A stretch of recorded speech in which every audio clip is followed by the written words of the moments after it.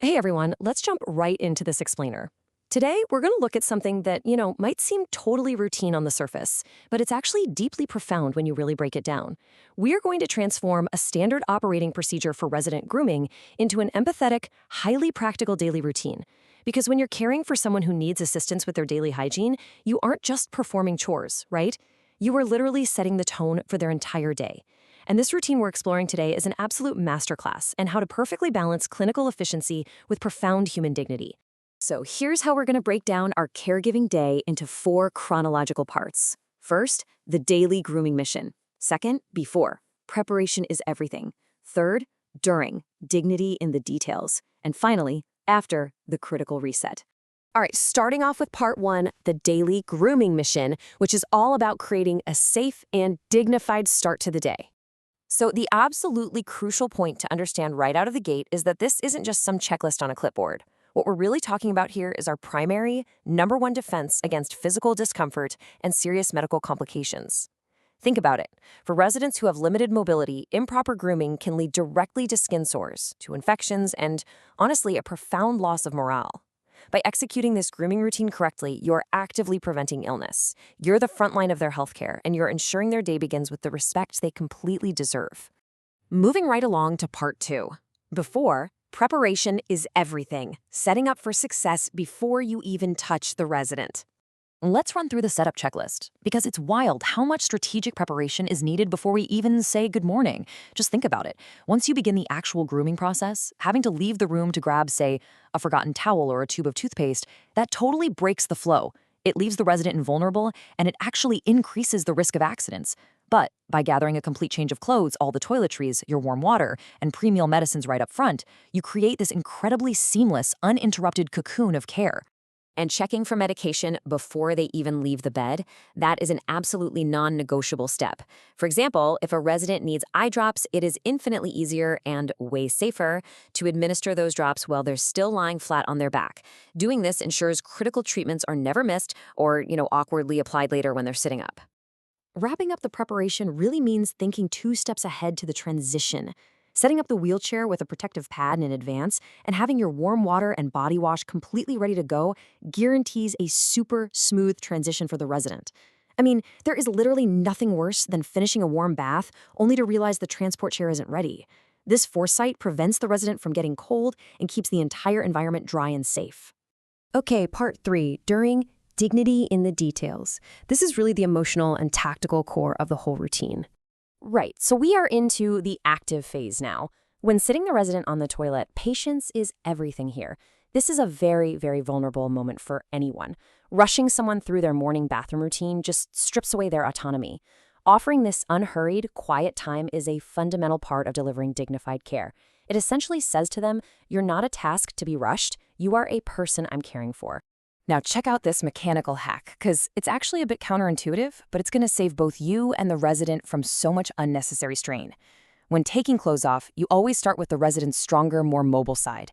But when putting clothes back on, you flip it. You dress the weaker, less mobile side first.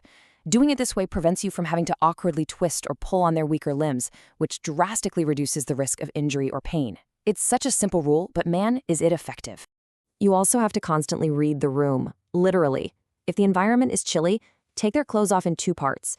So keeping the top on while washing the lower half, and then switching. Exposing the resident to cold air all at once can be deeply jarring. Modifying our approach just to keep them warm, that is a prime example of empathy-first caregiving. You're always adapting for their comfort. Because we aren't just following steps blindly, we are actively ensuring a comfortable, shock-free experience. So why test the water with your elbow instead of your hands? Well, the skin on your hands builds up a massive tolerance to heat over time, but your elbow is way more sensitive to temperature. It's actually much closer to how the water will feel on the resident's body. It's an old trick, but it absolutely guarantees you won't accidentally scald or freeze the person you're caring for. All right, let's look at the actual washing sequence. This strict top-to-bottom logic really helps lock the hygiene sequence into your muscle memory. You wring out the excess warm water, and you always start from the head and work your way down. This is just basic infection control 101.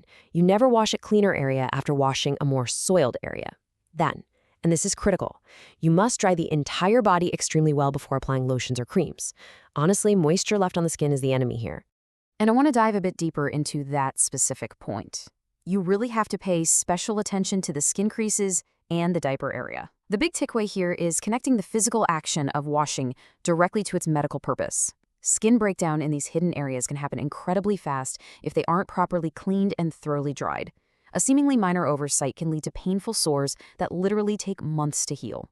Your diligence here isn't just hygiene, it is literal preventative medicine.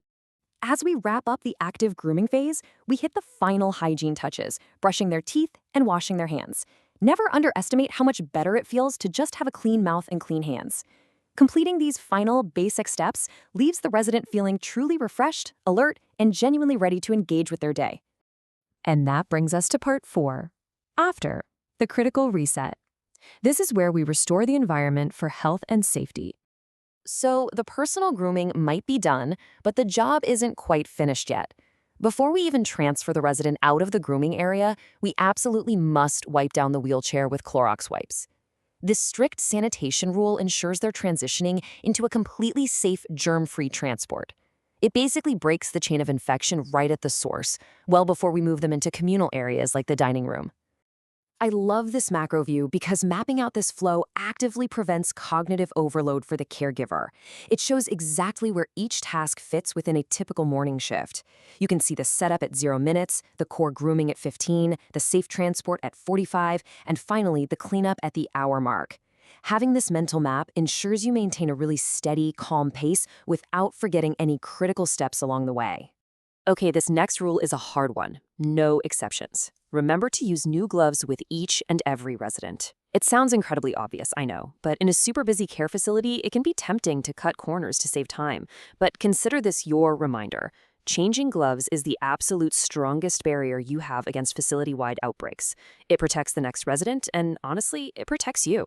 And finally, the reset itself. Completing this cleanup checklist, putting all the items away, securing the laundry, and making sure the bathroom is totally clean and dry, that ensures the space is immediately safe and welcoming for the very next resident who needs care.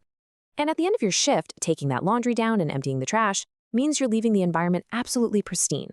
A clean environment is a calm environment, for sure. So, as we wrap up this explainer, I really want to leave you with this thought. We've mastered the clinical steps, right? The optimal temperatures, the mechanical hacks for dressing. But are we delivering the dignity they deserve every single day? Remember that while efficiency keeps the facility running, human empathy is what actually makes life worth living for the residents in your care. Take these steps, use them to build your daily routine, but always, always lead with your heart. Thanks so much for joining me on this, and keep learning out there.